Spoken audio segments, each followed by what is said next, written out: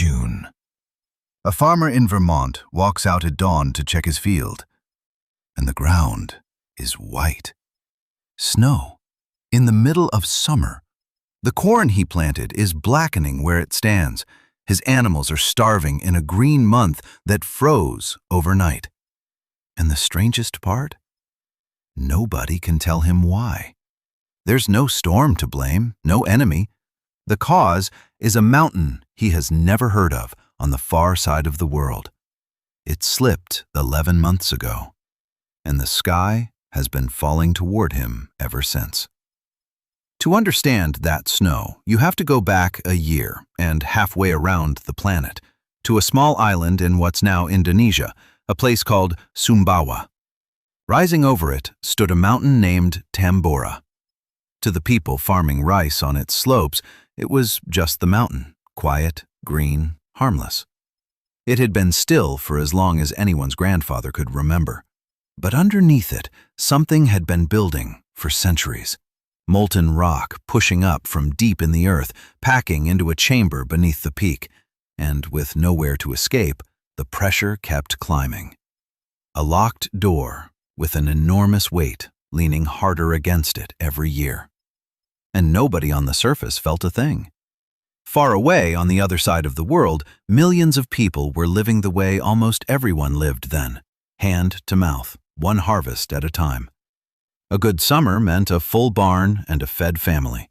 A bad one meant a hungry winter. Not one of them imagined that a mountain they'd never heard of could reach across an ocean and decide which kind of year they got. Then, in 1812, the mountain cleared its throat. A column of dark smoke, a low rumble in the ground.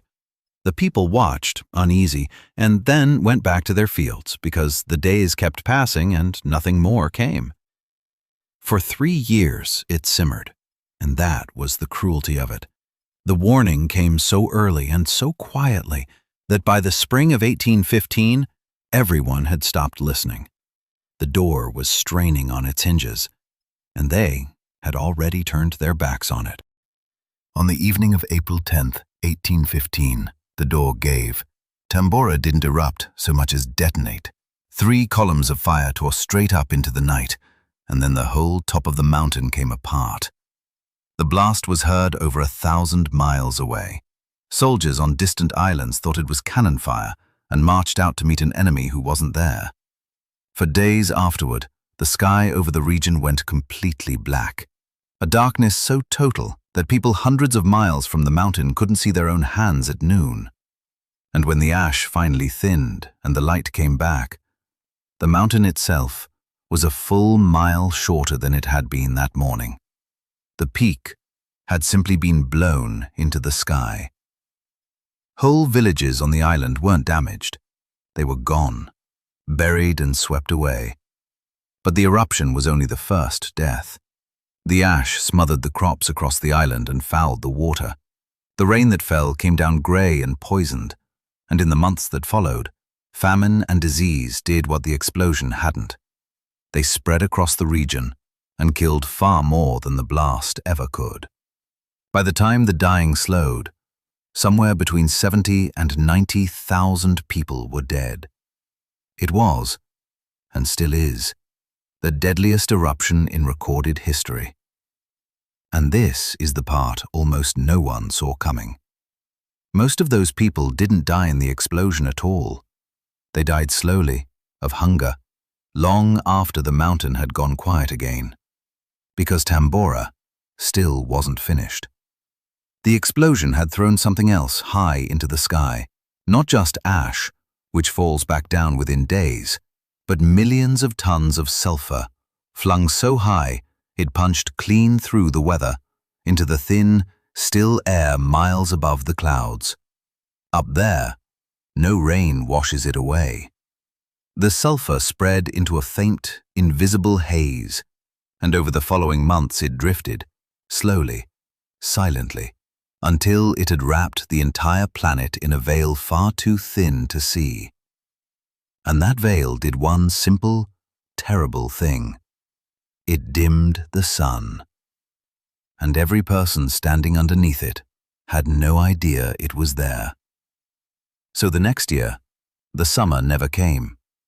In the spring of 1816, across Europe and North America, the warmth that should have arrived just didn't. In New England, snow fell in June, frost came in July and in August. Every single month of that year carried a killing frost. Crops that needed a long, warm season went into the ground and never ripened. 3/4 of the corn crop simply failed in the cold. People started calling it the year without a summer. Some called it 1800 and froze to death. A few were sure the world itself was ending. They had no word for a volcano an ocean away. They only knew the sky had turned against them, and no one could say why. And then came the hunger. With the harvest gone, the price of food climbed past what ordinary people could pay. A measure of oats that cost a few cents the year before now cost nearly $1. Families that had fed themselves for generations were suddenly foraging, boiling nettles, digging up wild roots, killing the last of their starving animals. In Europe it was worse. Bread riots, grain stores broken open by mobs, the worst famine the continent would see in the entire century. And across New England, farmers looked out at their frozen fields and gave up. They packed what little they had and turned west. From the single state of Vermont, an estimated 15,000 people walked away from their land and never came back. The cold reached into smaller corners too, in ways no one connected at the time. That same summer, a young writer named Mary Shelley was trapped indoors by the endless grey rain at a lake in Switzerland. To pass the dark, cold days, she and her friends dared one another to write ghost stories. The one she wrote became Frankenstein. The shortage of grain meant there was no feed for horses across Europe, and a German inventor, hunting for a way to get around without one, built a strange two-wheeled running machine. It was the great-grandfather of the bicycle. Some researchers even traced the world's first great cholera pandemic back to the upheaval of those years, though that link is still argued over, not settled. And that, in the end, is the unsettling thing about Tambora. The farmer in Vermont, watching snow bury his crops in June, never learned the name of the mountain that did it. He never heard the bang. He never saw the ash. A peak he couldn't have found on any map reached 11,000 miles across the world and quietly took the food off his table. We like to believe we'd see a catastrophe coming, that disaster announces itself before it arrives. But the year the summer vanished, the line between a full harvest and a starving winter turned out to be thinner than anyone alive had ever believed. And it was crossed by a mountain that nobody was even watching.